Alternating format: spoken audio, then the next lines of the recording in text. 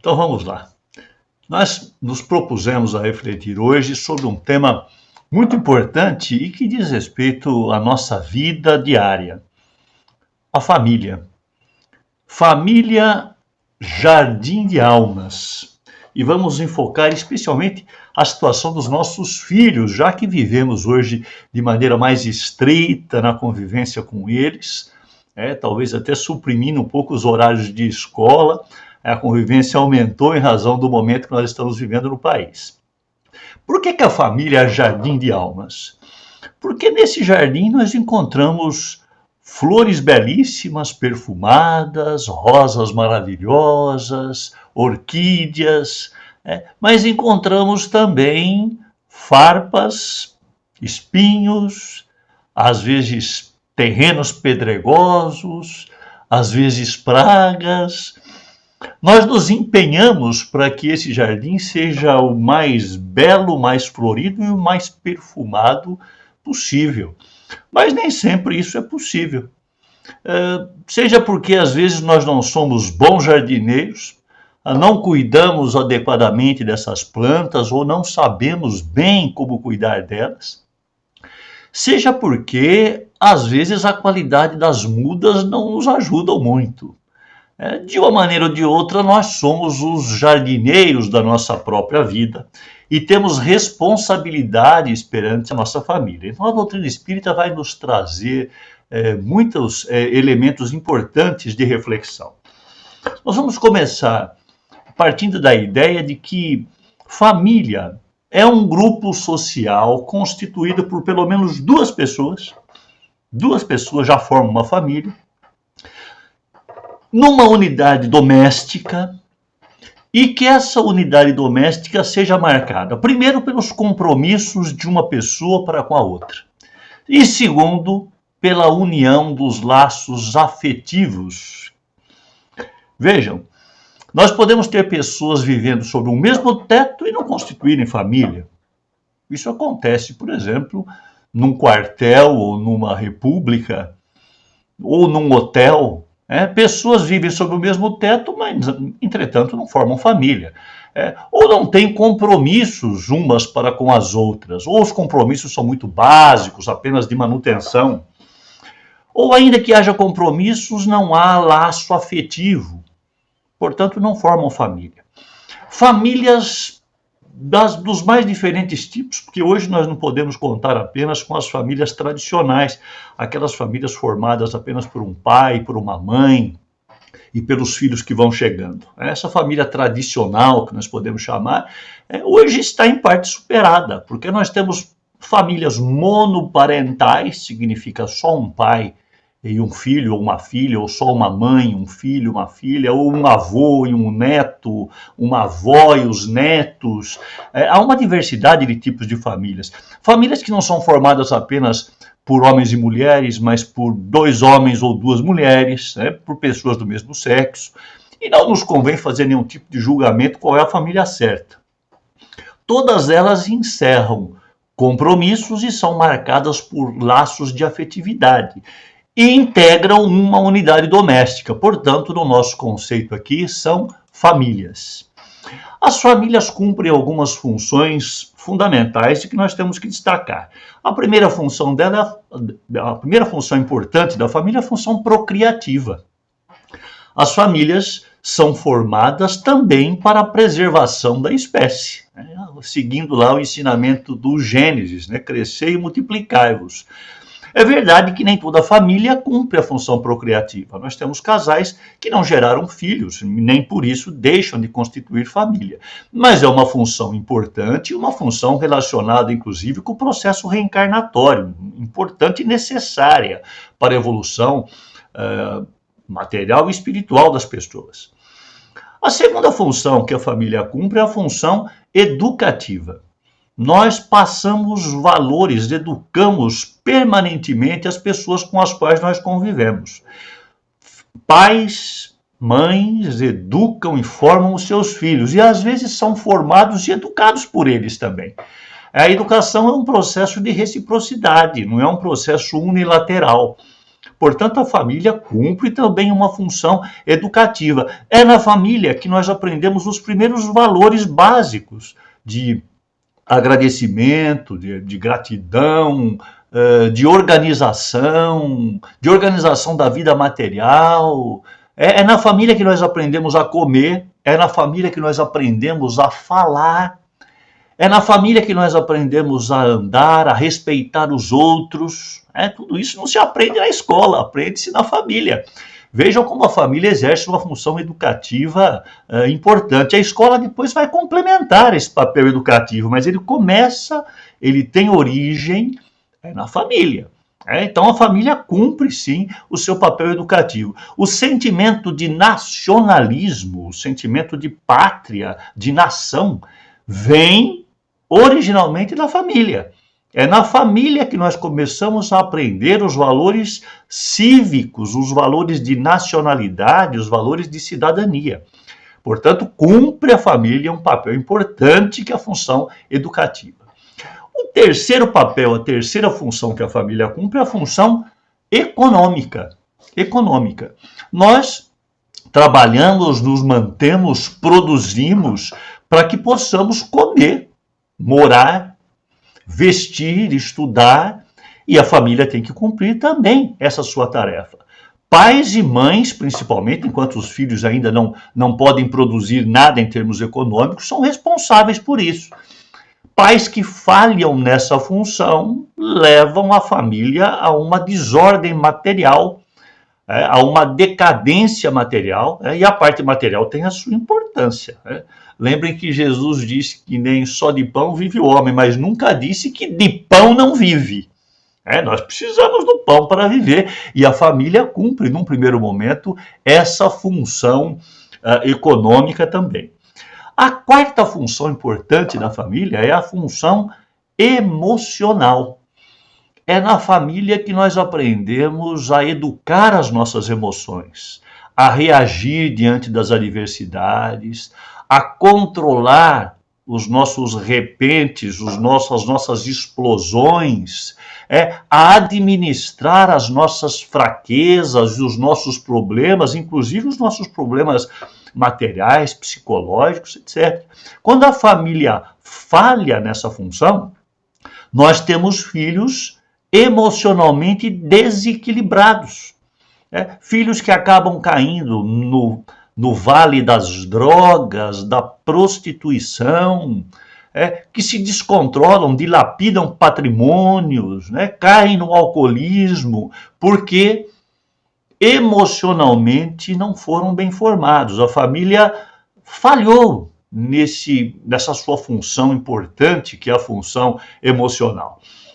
Vejam que essas quatro funções, a função procriativa, a função educativa, a função econômica e a função emocional, elas precisam ser costuradas, unidas, por um fio importantíssimo chamado amor. A família que tentasse cumprir a função procriativa sem amor, seria apenas um centro de reprodução. Animais irracionais procriam sem amor.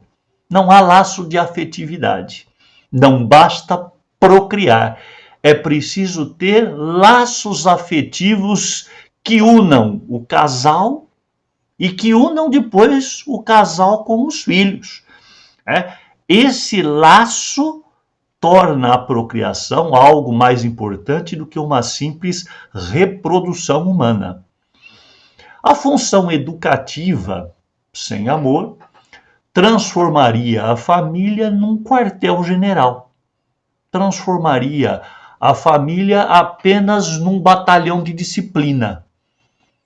Não é essa a função da família. A função educativa sem amor transforma pais em carrascos, filhos em escravos ou alvos constantes da submissão, alvos constantes da opressão paterna e materna. Pais que querem educar, mas não o fazem com amor, não educam, deformam, oprimem esmagam personalidades. A função econômica, sem amor, transformaria a família numa empresa. Pais e mães estariam ali, e filhos depois estariam ali apenas para gerar recursos, enriquecer e juntar bens materiais. A finalidade não é essa, e esse é um grande erro de boa parte das famílias. Acham que a família tem apenas que produzir, que gerar receitas e diminuir despesas. Pais que se fixam demais disso, nesse aspecto, acabam expulsando filhos de casa apenas porque não geram receita, ou obrigam os filhos a se submeterem a situações mais humilhantes apenas para produzir receita. A função emocional sem o amor é impossível de ser pensada em termos harmônicos e equilibrados. A função emocional sem amor transformaria o lar num manicômio, onde as pessoas seriam obrigadas a agir ou reagir de determinadas formas por pressão, pela força, e não pelo laço do amor. Então, o amor tem que ser o fio que costura todas essas funções. Mas a família vai se completando um pouco mais à frente com a chegada dos filhos. Sejam aqueles filhos que tenham vindo pela adoção, pelas circunstâncias de vida, porque nem sempre os filhos são gerados biologicamente, às vezes recebemos filhos que vêm de outras famílias, de outros casais, recebemos filhos que nos chegam por fatalidades, às vezes um sobrinho que perdeu os pais, às vezes um neto que perdeu os pais. Quantas circunstâncias da vida nos levam a compor família e a conviver com filhos que nós não geramos biologicamente? Ter gerado ou não ter gerado biologicamente é um fato secundário, não é um fato primário. O que vai formar a família e a filiação são os laços de afetividade. Por incrível que pareça, hoje até a justiça humana já chegou a essa conclusão, que os laços afetivos são muito mais importantes que os laços biológicos. A justiça brasileira dá sempre preferência a quem criou, a quem cuidou, a quem conviveu, a quem partilhou momentos, do que aquele que consta na certidão de nascimento como pai ou como mãe, e que muitas vezes foi um completo ausente durante vários anos. Portanto, o laço de paternidade, maternidade e de filiação estão além dos laços puramente civis. Os vínculos afetivos que integram a relação familiar são, portanto, incomparavelmente superiores aos vínculos apenas genéticos. A questão 208 do Livro dos Espíritos nos propõe algo para pensar muito. O espírito dos pais não exerce influência sobre o do filho após o seu nascimento? A resposta dos espíritos: há uma grande influência. Como já dissemos, os espíritos devem contribuir para o progresso uns dos outros. Os espíritos dos pais têm por missão desenvolver o espírito dos seus filhos, através da educação. Para eles, isso é uma tarefa. Se nela falharem, tornar-se-ão culpados. Olha a responsabilidade que a doutrina espírita coloca sobre os ombros dos pais e das mães. Nós vemos, às vezes, famílias sendo formadas apenas por conveniência, ou achando que o casamento e a manutenção de uma família é alguma coisa muito simples, é uma eterna festa de casamento. Nós sabemos que não é bem assim. Nós temos responsabilidades na formação do espírito dos nossos filhos. Vamos lembrar que nossos filhos são espíritos. São espíritos. Eles nos chegam com bagagens. Eles vieram de encarnações passadas trazendo virtudes e trazendo defeitos. Trazendo pontos de evolução evidente e trazendo falhas gravíssimas.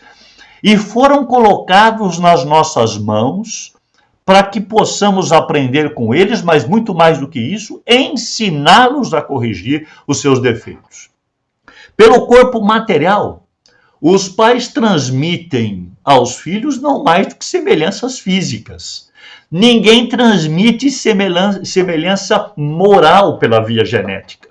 Quisera fosse assim. Os pais que fossem moralmente adiantados já gerariam filhos moralmente adiantados. Semelhanças morais podem até existir pela simpatia ou afinidade dos espíritos, mas nem sempre é assim. Às vezes, os pais recebem filhos difíceis justamente para que possam trabalhar com eles e levá-los a um crescimento espiritual importante. O espírito perverso, aliás, pode pedir bons pais na esperança de se regenerar, esperando que possa se melhorar. Pode pedir lá no plano espiritual, eu quero nascer na família X, com o pai fulano, com a mãe ciclana. Porque isso pode significar o meu crescimento espiritual, esse espírito pensando, esse espírito reencarnante pensando. Filhos maus, por outro lado, são provas para os pais. Podem chegar aos lares justamente para que esses pais tenham a oportunidade de aprender. Às vezes nós, adultos, pais e mães, nos julgamos muito capazes, muito hábeis para educar os filhos, mas quando nós os temos, quando eles chegam, nós vamos percebendo no dia a dia que as coisas não são tão simples assim, como aparecem nos manuais ou nos livros que tentam nos ensinar a educar filho. Quem já pegou um livro desse de autoajuda para ver lá como é que deve educar os filhos, nós temos tempos aí, alguns, por exemplo, do Isamitiba, que nos ensinam a educar filhos, tenta colocar tudo em prática para você perceber a dificuldade que é. Mas é uma prova. Os pais podem receber filhos difíceis justamente para que treinem essa capacidade de educação. Não é rara, aliás, a hipótese de integrar em uma mesma família antigos inimigos, antagonistas do passado.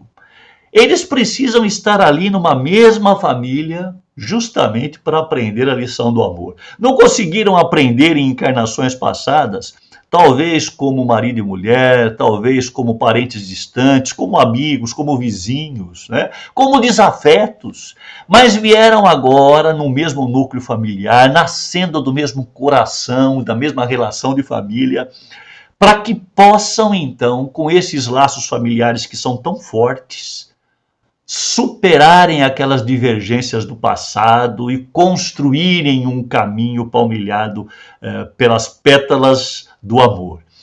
Essa divergência pode se revelar até entre irmãos gêmeos, nos ensina a doutrina espírita. Às vezes vieram num mesmo útero, com o mesmo pai e com a mesma mãe, para aprenderem com a experiência da fraternidade do dia a dia a construírem uma relação equilibrada. As personalidades dos nossos filhos são diversificadas, por isso que nunca é fácil criar um filho, manter uma família. O filho é um resultado complexo de fatores que são biológicos, então temos lá fatores que às vezes são lá da formação física, cerebral, fisiológica daquela pessoa, que influem na sua maneira de ser. Fatores psíquicos da sua formação psíquica, que vem já de aquisições passadas e das experiências traumáticas que ele possa ter sofrido no âmbito da família, sobretudo naquelas que falharam na função emocional, na função educativa. Filho é resultado de fatores sociais, porque não vivem apenas na família, convivem com uma vizinhança, convivem com outras pessoas no círculo escolar, no círculo de amizade, recebem influência de espíritos às vezes muito imperfeitos, mas também recebem influência de espíritos encarnados ou desencarnados que podem promover o seu bem. Filhos são resultados também de fatores espirituais. Quantos deles não são obsidiados, não são influenciados negativamente por espíritos ainda desorientados? Né? Quantos deles ainda não conseguiram perceber a importância da religiosidade ou da espiritualidade, dos valores espirituais? Portanto, a união desses fatores tornam as personalidades dos nossos filhos múltiplas, muito diferentes, mesmo de um filho para o outro. Quantas vezes nós já vimos essa situação? Uma mesma família com filhos que são completamente diferentes. Um muito equilibrado, responsável, ponderado, e que trabalha e que procura se aprimorar, crescer espiritualmente, e um outro completamente desregrado, cai nas drogas, não quer trabalhar, não se preocupa com nenhum tipo de espiritualidade, com nenhuma busca de Deus. Quantas vezes nós não vimos isso? Como os filhos são diferentes, né? Dizem até que os filhos são tão diferentes quanto os dedos da nossa mão, né? Cada um de um calibre diferente, de uma altura diferente, e isso é uma grande verdade. E às vezes receberam a mesma educação do mesmo pai e da mesma mãe.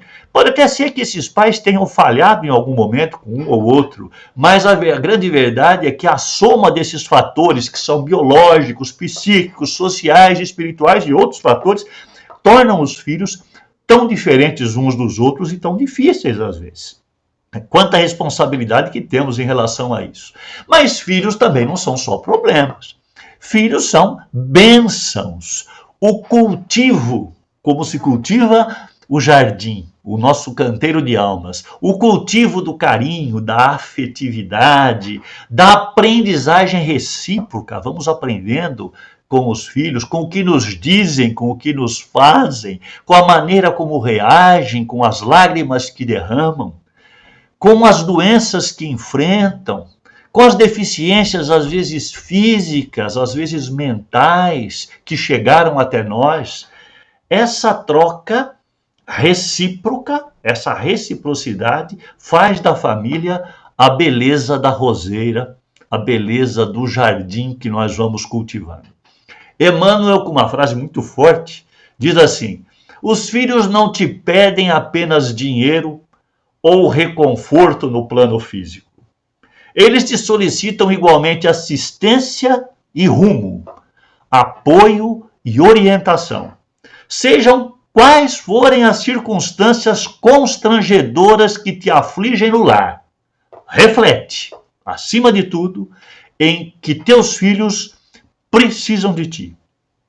Seja qual for a dificuldade pela qual nós passamos, seja essa dificuldade momentânea, o momento que nós vivemos, sejam as dificuldades próprias da convivência familiar e dos filhos difíceis que às vezes nos foram dados, temos sempre que lembrar, os filhos precisam do nosso carinho, da nossa compreensão e do nosso apoio. Ninguém cresce sem amor. E ninguém dá amor sem dedicar tempo. Lição número 1 para os pais. Querem ter filhos equilibrados? Dediquem tempo a eles, desde a primeira infância, desde o primeiro momento, aliás, desde a gravidez. Dediquem tempo a seu filho. Tempo para estar com eles, tempo para conviver. Filhos não são educados por osmose, apenas porque convivem, porque estão no nosso meio. Refletem aquilo que nós passamos, às vezes até sem querer ensinar. O pai que fuma, o pai que bebe na frente do filho, costumeiramente, não faz isso apenas por um contato social, mas rotineiramente, está ensinando valores para os filhos, valores negativos para os filhos. E às vezes nós lastimamos que lá na frente eles se tornam alcoólatras ou dependentes de drogas. E fomos ensinando isso subliminarmente, só no convívio do dia a dia. Assistência material aos filhos é importante. Na primeira infância, na segunda infância, enquanto são menores, enquanto não produzem, nós temos que carregá-los materialmente. Mas vejam, excesso de assistência material, mesmo dos filhos pequenos, vai produzir filhos dependentes e acomodados. Nós não temos que dar tudo que os filhos nos pedem. Nós não podemos apenas preenchê-los com bens materiais, com aparelhos de alta tecnologia, com tudo que lhes vem à cabeça e que a sociedade consumista leva esses nossos filhos a quererem, a pedirem. Se fazemos isso, esse excesso de assistência material vai também gerar filhos dependentes ou filhos acomodados. Às vezes queremos dar para os filhos tudo aquilo que não tivemos, né? E foi justamente o fato de não tê-los, ou de não ter tudo o que queríamos, que fez de nós aquilo que nós somos. Portanto, é preciso que eles também percebam a necessidade de lutar, de se empenhar para conseguir aquilo que pretendem conseguir. Meu filho, não desprezes a educação do Senhor, não te desanimes quando por ele fores repreendido, nos diz a Bíblia, né? O Senhor disciplina quem ama e educa todo aquele a quem recebe como filho. Suportai as dificuldades, aceitando-as como disciplina. Deus vos trata como filhos. E qual filho que não passa pela correção de seu pai? Isso lá em Hebreus, no capítulo 12, versículos de 5 a 7, para quem gosta de usar o texto bíblico, está lá, né, que nós temos que aprender com os filhos também. Os filhos não são propriedades nossas, nós os criamos para a experiência do mundo. Não nos apeguemos demais aos filhos, achando que eles vão ser nossos, né? Meu filho, minha filha, quando na verdade não são nossos, são apenas aprendizes do nosso caminho, né? Orientar não é impor ou escolher por eles, não podemos fazer isso. Nós podemos orientar, sim, devemos orientar, mas as escolhas da vida são deles. Se escolherem mal também, essas escolhas não são responsabilidades nossas. Se demos aquilo que precisavam e escolheram mal, também não vamos nós nos tornarmos mártires pelas más escolhas que os filhos fizeram. Mais do que conselhos morais, os filhos esperam de nós exemplos. Exemplos de pai e exemplos de filhos também que nós somos. Que sejam essas umas reflexões básicas para o nosso aprendizado, para que nesses momentos em que a nossa convivência com os filhos está mais estreita, a gente lembre que são compromissos e esses compromissos devem ser cumpridos rigorosamente pelo nosso esforço e pela nossa dedicação. A paz de Jesus para todos vocês.